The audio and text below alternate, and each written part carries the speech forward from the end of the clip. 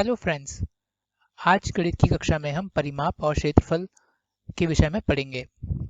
इस विषय में हम द्वि-आयामी आकृतियों के परिमाप और क्षेत्रफल के सूत्र ज्ञात करेंगे। एक द्वि-आयामी आकृति वह आकृति होती है जिसके कि दो आयाम होते हैं। इसे उदाहरण के रूप में समझने के लिए मैंने बाएं ओर एक आयत का चित्र बनाया है। हम देख सकते हैं कि इस आयत के दो आयाम हैं, एक AB जिसे हम लंबाई कहते हैं और BC जिसे हम चौड़ाई कहते हैं। इस प्रकार इस चित्र के केवल दो आयाम यानी एक लंबाई व एक चौड़ाई होते हैं, इसीलिए हम इसे द्वि-आयामी आकृति कहते हैं। जबकि इसकी तुलना में अगर हम दाएं ओर बने हुए एक घनाभ का चित्र देखें तो इसके तीन आयाम हैं, एक लंबाई, एक चौड़ाई व एक ऊंचाई। इस प्रकार से यह द्वि-आयामी आकृति से भिन्न है क्योंकि इसके अंदर लंबाई चौड़ाई के साथ साथ एक ऊंचाई का आयाम भी होता है।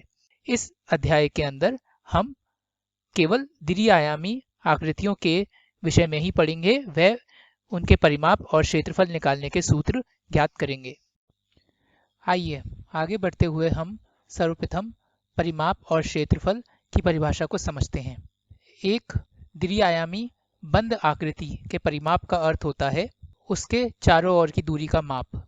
अर्थात एक बंद आकृति के किनारे किनारे चलते हुए मैं अगर एक पूरा चक्कर लगा लूं तो उस चक्कर लगाने में मैंने जितनी दूरी तय की होती है वह उस द्वि-आयामी आकृति का परिमाप कहलाता है। जैसे कि यहाँ दिए गए आयत में अगर मैं बिंदु A से चलना चालू करूं, वह A से चल के B, B से चल के C, C से चल के D व D से चल के A बिंदु पर पुनः पहुंच जाऊं तो मैं जितनी दूरी तय करूंगा वह इस आयत का परिमाप कहलाएगी। इसी प्रकार किसी आकृति का क्षेत्रफल का अर्थ होता है अगर हम उस द्वि-आयामी आकृति को तल पर रखें तो वह आकृति तल पर रखने पर उस तल का कितना क्षेत्र अथवा भाग घेरती है वह उस आकृति का क्षेत्रफल कहलाता है। इस अध्याय में हम सर्वप्रथम एक आयत का परिमाप और क्षेत्रफल निकालेंगे तथा उसके आधार पर और द्वि-आयामी आकृतियों का परिमाप और क्षेत्रफल का सूत्र भी निकालेंगे। आइए हम सर्वप्रथम आयत के विषय में पढ़ते हैं। हम जानते हैं कि आयत एक वह बंद आकृति होती है जिसकी चार भुजाएं होती हैं तथा उसकी सम्मुख की भुजाएं समान लंबाई की होती हैं। अर्थात इस दिए गए चित्र में AB भुजा CD भुजा के बराबर है व BC भुजा AD भुजा के बराबर है। साथ ही साथ हम यह भी जानते हैं कि एक बंद आकृति के किनारे किनारे चलते हुए हम जो दूरी तय करते हैं वह उस बंद आकृति के परिमाप के बराबर होती है। अगर हम इसी सिद्धांत को यहाँ पर लागू करें वह इस आयत के जो कि एक बंद आकृति है उसके चारों ओर एक चक्कर काटें तो हम कुल दूरी तय करेंगे AB plus BC plus CD plus DA। अर्थात हम बिंदु A से चालू हुए तथा हमने इस आयत का एक पूर्ण चक्कर लगाया व पुनः A बिंदु पर पहुंचे तो हमने कुल दूरी तय करी AB plus BC plus CD plus DA। यहाँ पर मैंने लंबाई को L से व चौड़ाई को B से प्रदर्शित किया है। आइए अब हम लंबाई व चौड़ाई को L व B से प्रतिस्थापित करते हैं तो AB हो जाएगा L, BC हो जाएगा B, CD क्योंकि AB के बराबर है तो हो जाएगा पुनः L और DA क्योंकि BC के बराबर है तो पुनः हो जाएगा B, यानी कि ये बराबर हो जाएगा 2L प्लस 2B जिसे कि मैं लिख सकता हूँ 2 ब्रैकेट L प्लस B। परिमाप को हम इंग्लिश में पेरीमीटर बोलते हैं तो इस प्रकार से हम कह सकते हैं कि एक आयत का परिमाप या पेरीमीटर बराबर होता है 2 मल्टीप्लाई L प्लस B के। इसी प्रकार से एक आयत का क्षेत्रफल होता है लंबाई गुणा चौड़ाई के बराबर और क्योंकि हम क्षेत्रफल को इंग्लिश में एरिया कहते हैं इसलिए मैं इसे A से प्रदर्शित करता हूँ और कह सकता हूँ कि एक आयत का क्षेत्रफल होता है लंबाई गुणा चौड़ाई अर्थात L इंटू b के बराबर। आइए अब हम आगे बढ़ते हैं और अपने दूसरी आकृति वर्ग के विषय में पढ़ते हैं। हम जानते हैं कि वर्ग भी एक द्विआयामी बंद आकृति होती है तथा इसकी भी 4 भुजाएं होती हैं। इसका आयत से केवल इतना अंतर होता है कि इसमें इसकी चारों भुजाओं की लंबाई बराबर होती है। मैंने यहाँ पर इसकी चारों भुजाओं की लंबाई जो कि एक समान है उन्हें L से प्रदर्शित किया है। आइए अब हम इसके परिमाप और क्षेत्रफल को ज्ञात करते हैं। पुनः हम जानते हैं कि परिमाप की परिभाषा के अनुसार मुझे इस आकृति के किनारे किनारे एक चक्कर काटना होता है और इस एक चक्कर को काटने में मैं जितनी दूरी तय करता हूँ उसका माप मेरे उस आकृति के परिमाप के बराबर होता है।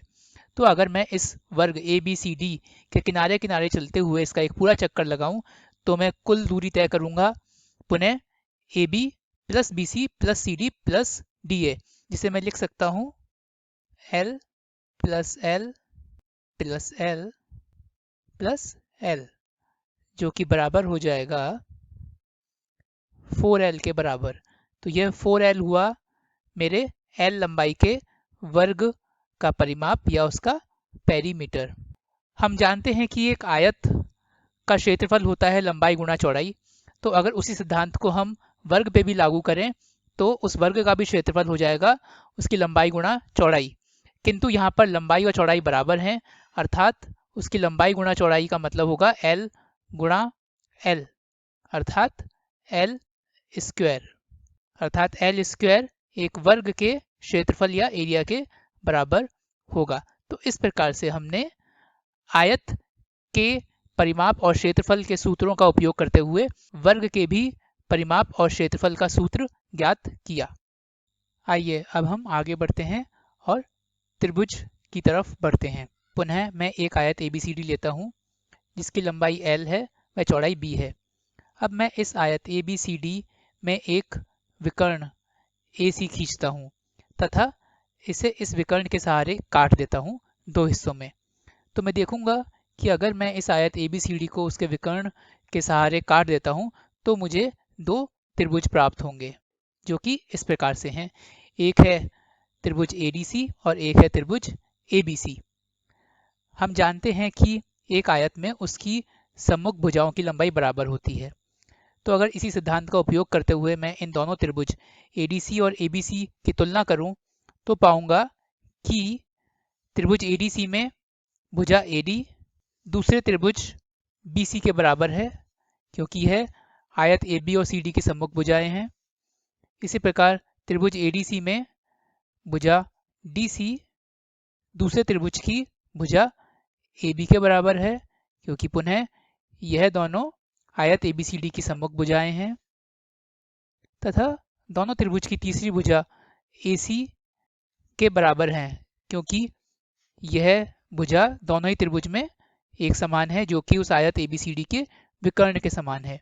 अगर मैं इस परिस्थिति की तुलना 2 त्रिभुज की सर्वांग समता को सिद्ध करने के लिए करूं तो यह हमारी साइड साइड साइड की परिस्थिति को संतुष्ट करती है, अर्थात दोनों त्रिभुजों में उनकी तीनों भुजाएं आपस में एक समान लंबाई की हैं, अर्थात साइड साइड साइड के सिद्धांत के अनुसार यह दोनों त्रिभुज परस्पर सर्वांग सम त्रिभुज सिद्ध होते हैं।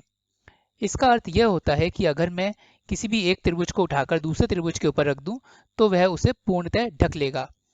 दूसरे शब्दों में मैं यह भी कह सकता हूं कि एक तल पर रखे जाने पर ये दोनों त्रिभुज उस तल का एक समान भाग या क्षेत्र घेरेंगे, अर्थात इन दोनों त्रिभुज ADC और ABC जो कि परस्पर सर्वांग सम त्रिभुज हैं, उन दोनों त्रिभुजों का क्षेत्रफल समान होगा।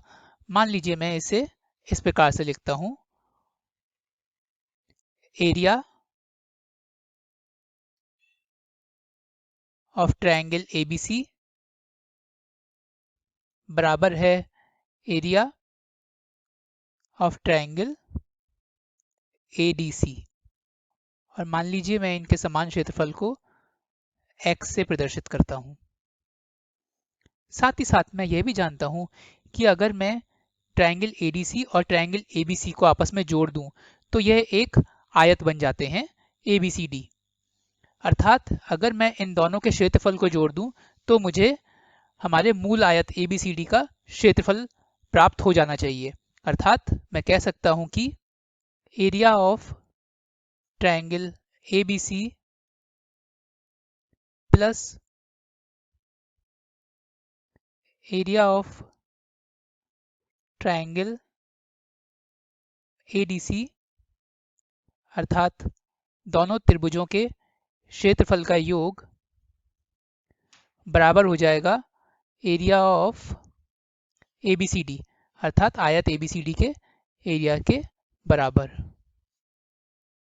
अब क्योंकि मैंने ABC और ADC त्रिभुज का क्षेत्रफल माना है x, तो मैं इस सूत्र में लिख सकता हूं x प्लस x बराबर एरिया ऑफ ABCD। किंतु मैं ये भी जानता हूं कि ABCD आयत की लंबाई है L और चौड़ाई है B, तो आयत के क्षेत्रफल के सूत्र के अनुसार यह हुआ लेंथ अर्थात L इंटू ब्रेथ अर्थात चौड़ाई। अगर मैं इस समीकरण को आगे हल करूं तो यह हो जाएगा 2x बराबर L इंटू B, जो कि हो जाएगा x बराबर L इंटू B बाय 2 के बराबर। तो इस प्रकार हमने एक त्रिभुज का क्षेत्रफल ज्ञात किया। यहाँ पर एक ध्यान देने योग्य बात यह है कि जहाँ हम आयत के दो आयामों को लंबाई व चौड़ाई के रूप में जानते हैं, वहीं हम त्रिभुज में इन आयामों को आधार व ऊंचाई के रूप में जानते हैं। जैसे कि यहाँ दिए गए त्रिभुज ADC में DC जो कि इस आयत के L लंबाई के बराबर है, उसे हम इस त्रिभुज का आधार या बेस कहते हैं, तथा इस त्रिभुज ADC की भुजा AD जो कि इस आयत की चौड़ाई के बराबर है, उसे हम इस त्रिभुज की ऊंचाई कहते हैं। अर्थात अब मैं अगर इस सूत्र x equals to L into B by 2 को ऊंचाई व आधार के रूप में लिखना चाहूं तो यह हो जाएगा x बराबर L की जगह पे आ जाएगा मेरा आधार बेस, जिसे मैं B से प्रदर्शित करूंगा, गुणा B जो कि बन जाएगा अब इस त्रिभुज की हाइट, जिसे मैं h से प्रदर्शित करूंगा, अर्थात base into height divided by 2। अर्थात मेरे त्रिभुज के क्षेत्रफल का सूत्र है आधार गुणा ऊंचाई बटा 2 या base into height divided by 2। सर्वांग समता के विषय में अधिक जानकारी लेने के लिए आप मेरा वीडियो त्रिभुज की सर्वांग समता को देख सकते हैं, जिसका लिंक आपको इसी वीडियो के डिस्क्रिप्शन बॉक्स में मिल जाएगा। आइए अब हम आगे बढ़ते हैं और समांतर चतुर्भुज के विषय में पढ़ते हैं। समांतर चतुर्भुज एक वह बंद आकृति होती है जिसकी 4 भुजाएं होती हैं तथा इसकी सम्मुख भुजाएं परस्पर समांतर होती हैं। जैसे कि इस दिए गए समांतर चतुर्भुज ABCD में भुजा AD भुजा BC के समांतर है तथा भुजा CD भुजा AB के समांतर है। इस समांतर चतुर्भुज में हम इसकी भुजा AB को आधार अथवा बेस कहते हैं, जिसे मैंने यहाँ पर B से प्रदर्शित किया है, तथा बिंदु B से इसके आधार AB पर खींचे गए लंब AK को इसकी हाइट या ऊंचाई कहते हैं, जिसे मैंने h से व्यक्त किया है। आइए इस समांतर चतुर्भुज का क्षेत्रफल निकालने के लिए मैं इस ऊंचाई की मदद से बने हुए त्रिभुज ABK को इसमें से काटता हूं तथा इसे भुजा DC की तरफ लेके जाता हूं व इसे जोड़ देता हूं। तो जब मैं इस त्रिभुज ABK को काटकर भुजा CD की तरफ लेके गया तो मैं देख सकता हूं कि अब इस समांतर चतुर्भुज ने एक आयत का रूप ले लिया है। तो अब मेरे सामने एक BCKK' आयत बन चुका है। अगर मैं इस आयत की तुलना हमारे दिए गए समांतर चतुर्भुज से करूं तो मैं देख सकता हूं कि इस आयत BCKK' में इसकी लंबाई KK' मेरे दिए गए समांतर चतुर्भुज के आधार AB के बराबर है तथा इस आयत BCK' की चौड़ाई मेरे दिए गए समांतर चतुर्भुज की ऊंचाई h के बराबर है। तो अगर अब मैं इस आयत में हमारे आयत के क्षेत्रफल का सूत्र लगाऊं तो मुझे इस आयत का क्षेत्रफल प्राप्त होगा इसकी लंबाई गुणा चौड़ाई। लंबाई है यहाँ पर b के बराबर गुणा चौड़ाई है h के बराबर।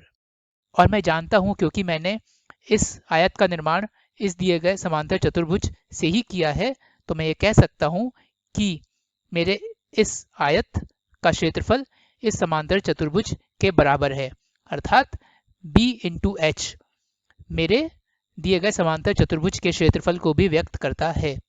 दूसरे शब्दों में मैं ये कह सकता हूँ कि एक दिए गए समांतर चतुर्भुज का क्षेत्रफल b इंटू एच अर्थात उसके आधार और उसकी ऊंचाई के गुणनफल के बराबर होता है। तो इस प्रकार से हमने आयत की सहायता से समांतर चतुर्भुज का क्षेत्रफल भी ज्ञात किया। हमने इस अध्याय में विभिन्न प्रकार के द्विआयामी आकृतियों का परिमाप और क्षेत्रफल ज्ञात किया।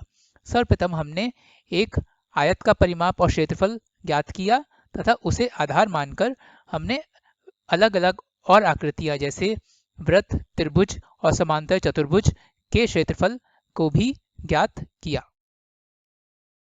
हेलो फ्रेंड्स, अगर आपको मेरे वीडियोस उपयोगी लगें तो आपसे अनुरोध है कि आप मेरे YouTube चैनल को सब्सक्राइब करें और मेरे वीडियोस को लाइक करें। इससे आपको मेरे नए आने वाली वीडियोस के नोटिफिकेशन तुरंत ही प्राप्त हो पाएंगे। साथ ही साथ आप अपने सुझावों को वीडियोस के कमेंट्स के द्वारा मुझ तक पहुँचाइए, जिससे कि मैं अपने वीडियोस में निरंतर सुधार कर सकूँ। धन्यवाद।